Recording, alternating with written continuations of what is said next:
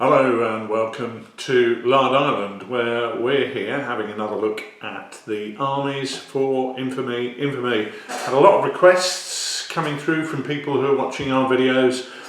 I was going to do Caesarian Romans as the third part in this series, but lots of people are saying, what about the Gauls, what about the British, what about Santa? And I'm thinking, okay, well, let's jump straight in and have a look at the British. Now, I'm being pretty precise here in as much as we're not talking about a Celtic or Gallic army, because these are very specifically British, and by that I mean that they can cover all parts of what's now England, Scotland and Wales. This is quite an unusual army.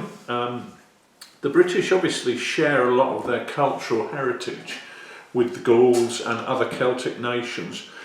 But rather like when Australia was first discovered and being on its own and cut off from the rest of the world, things had evolved in a slightly different way. We have a microcosm of that in that the warfare and the culture of Britain was really quite antiquated by comparison with the Gauls in France, for example. And we see that very much in the way Caesar writes about the Britons and the way they are keen to fight a kind of heroic warfare that one associates more with the ancient Greeks, where you've got leaders and champions seeking out people of the similar social status for them to fight against. And of course the Romans were quite sensibly having none of that. Nevertheless, it's the way the British fought, and what we've attempted to do is reflect that in the makeup of the three British armies that we have in the list. The first thing I want to do is have a look at unit types, and as we've seen before with the Germans and the Romans, we're going to see some very, very similar patterns emerging. The first unit that we're going to look at is going to be our warriors. Now, this is a unit of 10 figures, as you can see here. You've got to remember that these warriors could be elite noble warriors, in which case they're far more likely to have things like chainmail and armour and swords. Because remember, we talked about the Germans. With the Germans, a sword would really be a Rolls Royce or a Maserati. Still, within Celtic society and within British society, a sword and chainmail were things of high social status. So whilst they're not at the Rolls-Royce end of things, we are looking at the equivalent of owning a Jaguar or a BMW. So the way we reflect those in the figures is additional mail and lots of swords. They are unusual in as much as they come potentially with chariots. The chariots that we see here are in groups of 2. The reason we've settled on 2 is that allows the chariots to have the same 10mm frontage as the warriors. Chariots are not a tank or a fire-breathing dragon which goes around squashing people or cutting their legs off with side blades. They're very much a means of transport for our British warriors, gets them there fastest with the mostest, and also a rallying point which allows them to fall back onto the chariots if they find themselves losing in a combat situation. So it makes the Britons very, very flexible in terms of the way they can move around the battlefield with their elite forces.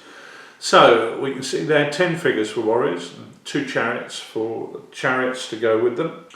So our warriors here could be elite in chainmail, they could be standard warriors, or they could be levy. Levy would traditionally be armed with spears, again very few swords, and we have got the standard warriors who, just to differentiate, we tend to add some swords in there to show their slightly higher status. It's a simple way of reflecting what a unit is armed with on the battlefield, is by reflecting that in terms of their armament.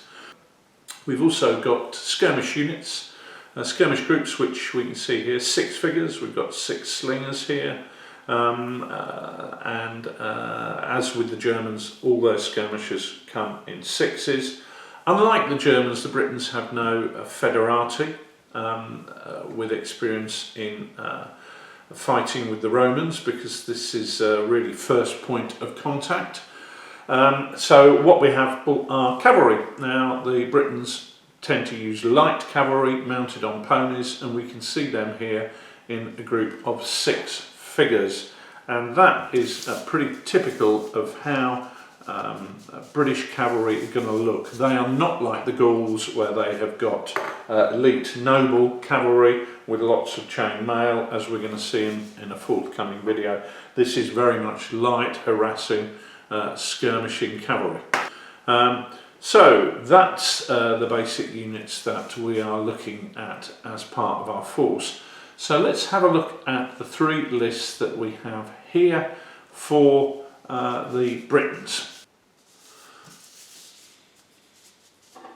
Okay, the first army that we're looking at here is a southern British tribal warband from 55 BC. This would be typical of the type of force that would be facing Caesar and his 2 legions when he first invaded the south coast of Britain. We can see here that we've got 2 leaders, one of whom is a warlord, status 3 leader, the other is a status 2 leader. We've got 2 groups of elite warriors, we've got 2 groups of ordinary warriors, and 1 group of tribal levy. Supporting them, we've got a group of skirmish cavalry and a group of slingers. Now, one of the things the Britons might want to take here in terms of support options could be chariots for their nobles, but these are basically the guys who've got off their chariots and are jumping up and down on the white cliffs of Dover as Caesar sails by. Now let's have a look at our second list here. This is what we're calling the Army of the Britons, which represents the forces of Cassivellaunus, which is made up of numerous British tribes. One of the things that this force is missing are any tribal levy. Caesar writes how Cassivellaunus attempted to keep his best warriors in the field, because this was a much larger invasion in 54 BC with 5 legions and 2,000 allied Gallic cavalry. The Britons under Cassivellaunus sent home their levy and attempted to keep their warriors, their better warriors, in the field. So we've got 2 groups of elite warriors here. They've got chariots automatically here, and we've got 2 groups of warriors, so 4 groups there. A group of skirmish cavalry and a group of slingers. So fairly similar to 55 BC, but we can see this is a more elite status force as reflected in the chariots. Thirdly, we've got what we call the rebellious tribes. This is Boadicea, as historically we knew her, Boudica, as we believe she's now called. And this would be the Iceni and their allies as they advanced on Colchester, and then down to London and St Albans, and then up Watling Street to face their final nemesis there. We can see that this is a much less elite force, so there's only 1 group of elite warriors here with their chariots. Then we've got 2 groups of tribal warriors and 2 groups of tribal levy, so a significantly larger force, because this is really a tribe on the move, and just 1 group of slingers there. So there we have our forces. As we can see with those, it's going to be fairly easy to make up all 3 different army lists, pretty much from very, very similar figures, and that allows us to fight our British against the Caesarian Romans, and also the early Imperial Romans, when we get to the time of Boudicca's rebellion. Thing we also have with the British, and we looked at them previously with the Germans, are our ambush points and deployment points, which are points on the table from which our troops deploy. We can have a look in detail at these. Once again, you're not always going to need 6 of these. 6 is the maximum you're going to need, but it does give an opportunity to do some nice modelling and put stuff together. And again, here we're mounting these on 50mm round bases. I think for the Germans I might have said 60mm. I'm sorry if that's the case, they're actually 50mm, but it doesn't matter whether it's 50mm or 60mm. The nice thing is these represent points of threat that the Romans have got to react to, so it's a great opportunity to create little vignettes of something looking exciting and particularly threatening.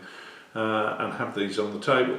Let's have a look at these in a little bit of detail. We can see here that we've used some of the standard bearer figures and some of the musician figures. One of the things that I've found is that when you buy packets of figures, an awful lot of them like to have musicians and standard bearers in, so you tend to find yourself with a surplus of those, and this is a great way to use those figures up rather than have them littering all over your armies.